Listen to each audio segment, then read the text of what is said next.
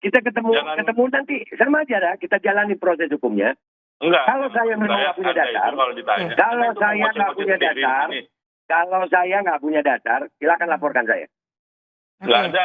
Pak Husin, silakan. Anda lapor polisi itu maksudnya yang kemarin itu Dumas atau laporan polisi, itu pertanyaan saya, jawab aja. Apakah itu Dumas atau laporan polisi? Saya nggak tahu itu Dumas atau apa, saya nggak tahu. Anda nggak tahu. Saya melapor. Kalau mau tahu lebih pastinya, tanya sama pengacara saya. Mereka yang tahu hukum. Oke. Oh, ya, Jadi mestinya jangan Anda yang duduk di sana, tapi pengacara Anda. Loh, yang diundang saya terus kenapa jadi masalah? Baik, Pak Husin. Jadi mestinya yang melaporkan Habib Bahar Pak Dudung, bukan Anda. Oke, Pak Liridho, saya ke Pak Husin. Pak Husin, jadi setelah ada laporan tadi dimasukkan, kemudian diklaimnya ada barang bukti dan ada tindak dugaan pidana soal pencemaran nama baik dan menyebabkan keonaran, apa yang akan Anda lakukan selanjutnya soal ini? Mengenai laporan terhadap saya ya? Ya. Ya, saya akan melakukan upaya hukum berikutnya ketika ini kan masih dalam proses hukum. Betul. Ya kan? Masih proses pembuktian.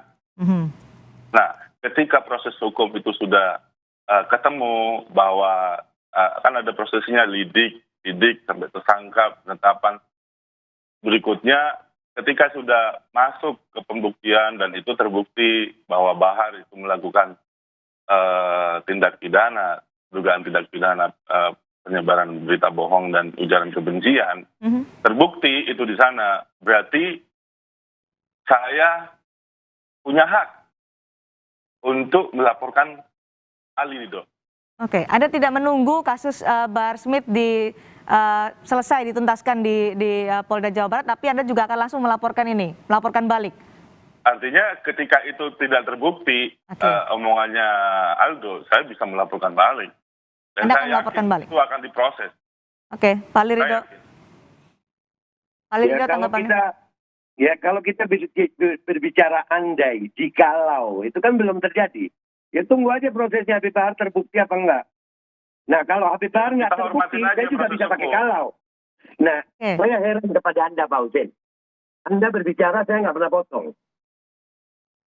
Oke, Pak Ali, kalau Anda menyerahkan juga kepada proses hukum, kita tunggu saja. Tapi menjadi pertanyaan juga, Anda melaporkan Pak Husin Syihab, padahal Anda mengatakan ini akan menunggu proses hukum Bahar Smith selesai. Makanya kan saya belum selesai jawab, udah dipotong tadi. Oke, silakan dijawab. Iya, jadi bagi saya kalau berandai-andai saya juga nggak mau kalah berandai gitu. Ya andai saja Habib Bahar tidak terbukti, maka laporan saya benar. Jadi sekarang ini kembali kepada kepolisian. Institusi kepolisian sekarang sedang diperhatikan masyarakat. Kita memang berbeda kubu. Alangkah baiknya sebenarnya kita ini menyelesaikannya bukan dengan lapor-melapor. Duduk sama-sama, debat terbuka itu lebih elegan gitu. Kalau begini kan akhirnya kasihan kepolisian. Kepolisian akhirnya dapat kerja banyak nih. Bukan lapor-melapor menurut Anda? Yang seperti saya nggak sedikit loh. Kebayang nggak kalau umpamanya nih, minta maaf, orang-orang lain ternyata melaporkan di Polres lain. Kan kesian kepolisian. Karena semua warga negara itu punya kesetaraan dalam hukum. Nggak peduli. Hukum itu nggak ngelihat ini kelompok mana, kelompok pro, kelompok anti. Nggak ada. Hukum itu setara. Nah orang yang di posisi saya banyak. Kebayang nggak kalau ke Indonesia melakukan laporan yang sama seperti saya?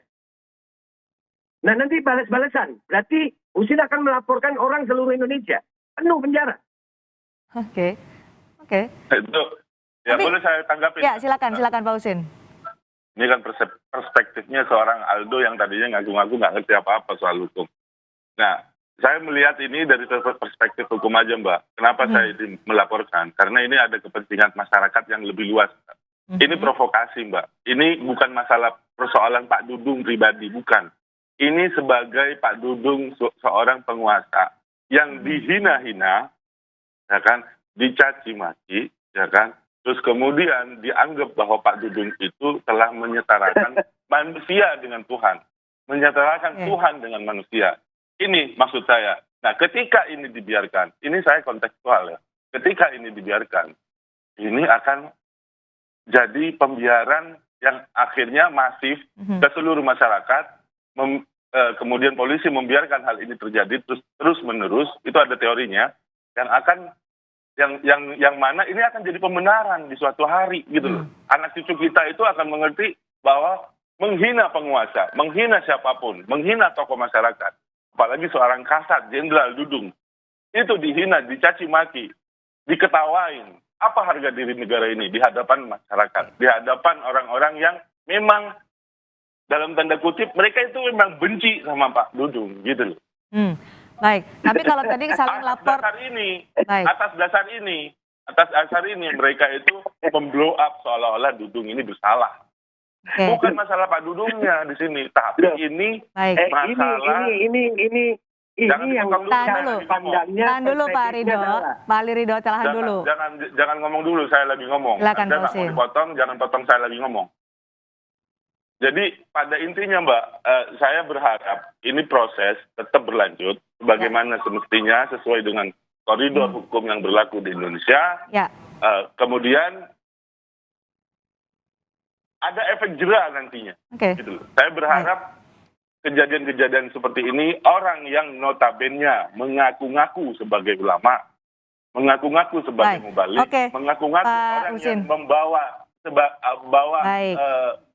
amanat dari Rasulullah, tapi sikapnya seperti ini. Ini kan akan ini tentu untuk menuntaskan kasus ini ada di pihak kepolisian. Pak Ridho, terakhir untuk Pak Ridho. Singkat saja. Ini begini. Singkat saja Pak Ridho. Itu kan anggapan saudara Husein kepada Habib Bahar. Oh, bebas.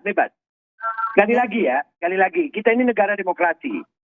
Kalau mengkritisi dianggap hinaan, kita ini bukan demokrasi lagi. Itu dari perspektif saya. Karena kami memutar kembali ceramah Habib Bahar itu nggak ada hinaan. Baik. Dan ini sebetulnya kegaduhan ini berawal dari apa? Dari kalimat Pak Dudung sendiri. Oke, Pak Ridho. Dan ini Anda mau bilang bahwa itu nggak menghina. Bagaimana Pak Ridho, Pak Husin. Pak Ridho dan Pak Husin jika berebut untuk berbicara, tentu masyarakat tidak akan bisa mendengar kontekstual dari perbincangan kita. Tentu saat ini sudah ada. Baik, ini sekarang sudah masuk di polisi. Tentu pihak kepolisian yang berwenang untuk menentukan. Kita akan tunggu bagaimana proses selanjutnya. Terima kasih Pak Ridho, terima kasih juga Pak Husin Syihab sudah bergabung bersama kami di Kompas Petang hari ini. Assalamualaikum warahmatullahi wabarakatuh. Saudara, tetaplah bersama kami di Kompas Petang. Kami akan kembali dengan informasi buaya sepanjang lebih dari 4 meter ditemukan di wisata Danau Labuan Cermin, Kabupaten Berau.